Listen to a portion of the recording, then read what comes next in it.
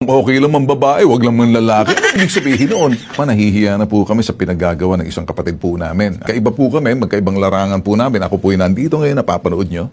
Hindi po namin kinukonsente yung mga gawaing mali. Na again, hindi ko sinasabing mali po yung kapatid ko at guilty po siya. Hindi po. Isa lang po ang pamantay ng bitag. Ang mali ay mali.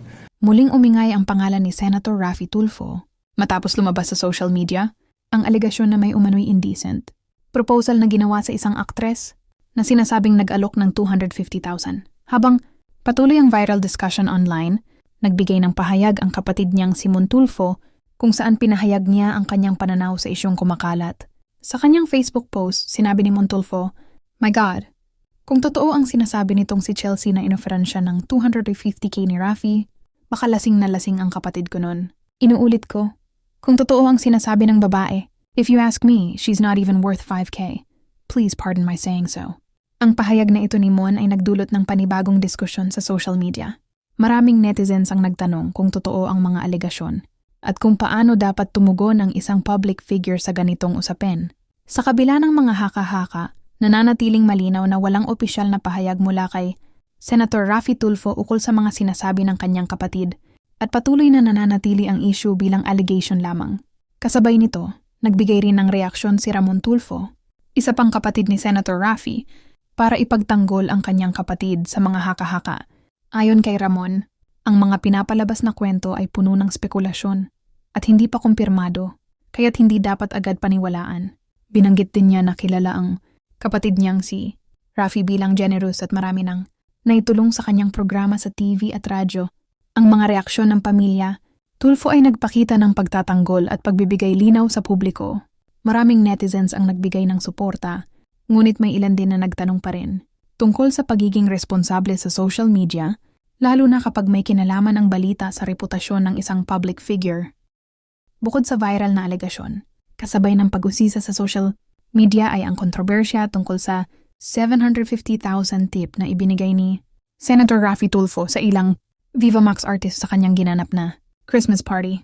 Maraming netizens ang nagtanong kung saan nanggaling ang malaking halagang ito at kung may kinalaman ba ito sa pondo ng gobyerno. Matapang na nilinaw ni Tulfo ang kanyang panig. Galing po sa sarili kong pera ang 750k na tip. Wala akong ginamit na pondo ng gobyerno. Huwag po nating gawing issue ang personal kong pera. Ang mahalaga, hindi ko kailanman inaabuso ang pera ng bayan. Bilang negosyante at media personality bago pa maging senador, ipinaliwanag niya na kaya niyang magbigay ng ganitong halaga mula sa sariling bulsa nang hindi humihingi ng kahit anong pondo mula sa Senado. Idinagdag niya na ang event ay isang personal na Christmas party lamang at hindi funded ng gobyerno, kaya hindi dapat itong gawing issue sa publiko. Sa gitna ng viral na diskusyon, nanatiling malinaw ang mensahe ni Tulfo. Ang 750,000 na tip ay pribado at personal at hindi dapat iugnay sa pondo ng bayan. Ang insidenteng ito ay nagpakita kung paano mabilis kumalat ang impormasyon sa social media at kung paano nagiging sentro ng debate kahit ang simpleng aksyon ng isang public figure. Maraming netizens ang sumuporta sa malinaw na paliwanag ni Tulfo habang may ilan pa rin ang nagtanong tungkol sa pagiging responsable sa pagbibigay ng personal na tip. Yung viral na diskusyon ay nagbigay aral sa publiko tungkol sa importansya ng pag-verify ng impormasyon bago mag-react. Sa pagtatapos ng issue, nanatiling malinaw si Senator Raffy Tulfo sa kanyang pahayag. Muling ipinaliwanag na ang 750,000 tip ay pribado at mula sa sariling bulsa, hindi bahagi ng pondo ng gobyerno, at ginawa lamang upang ipakita ang pasasalamat sa mga performers. Lahat ng haka-haka o alegasyon tungkol sa ibang insidente ay nananatiling spekulasyon lamang at walang opisyal na kumpirmasyon. Ang insidenteng ito ay nagpakita ng kahalagahan ng responsable as maingat na pag-iisip sa social media, lalo na kapag may kinalaman sa pera, reputasyon, at personal na desisyon ng isang public figure. Mahalaga ring tingnan ang buong konteksto bago mag-react o magbigay ng hatol sa anumang viral news. Sa huli na natiling matatag si Tulfo at malinaw ang kanyang paninindigan.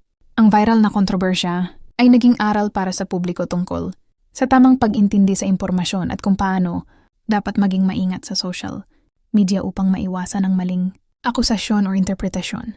Kung gusto mo ng mas malinaw at factual na updates sa mga viral na balita, huwag kalimutan i-like at subscribe sa aming channel para sa regular na impormasyon at trending news.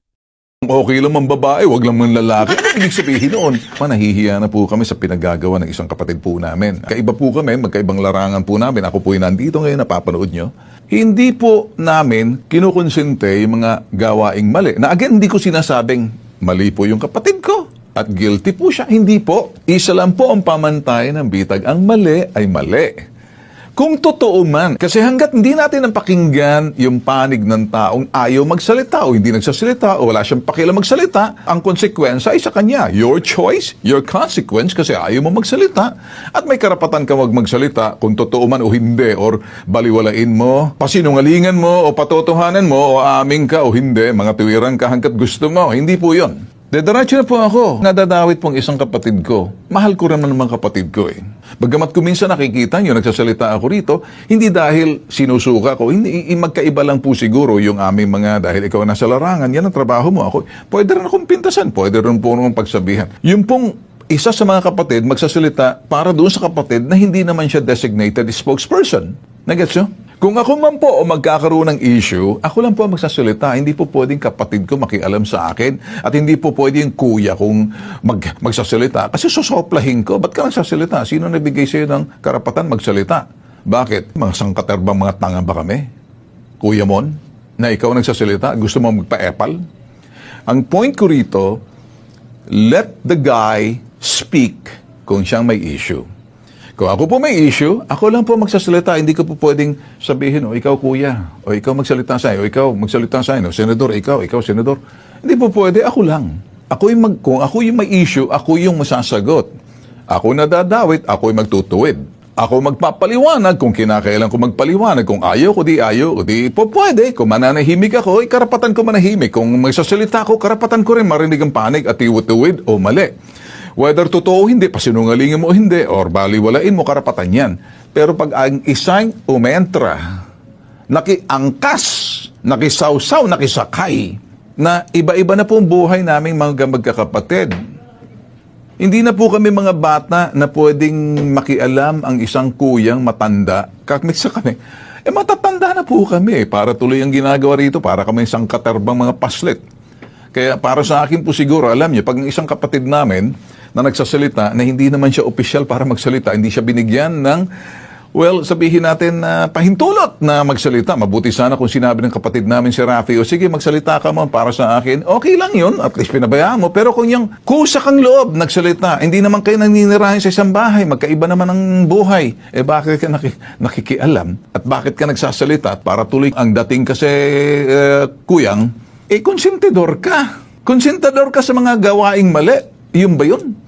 Tapos bibigyan mo pa ng dahilan na ang mali ay tama, okay lang mang babae, wag lang mang lalaki. Anong ibig sabihin noon? Kung gawain mo at estilo mo yan, magwala ka hanggat gusto mo, wag mo kaming idamay, wag mo kaming isama doon sa ipagtatanggol mo dahil di ka tagapagtanggol namin. Marunong kami magtanggol.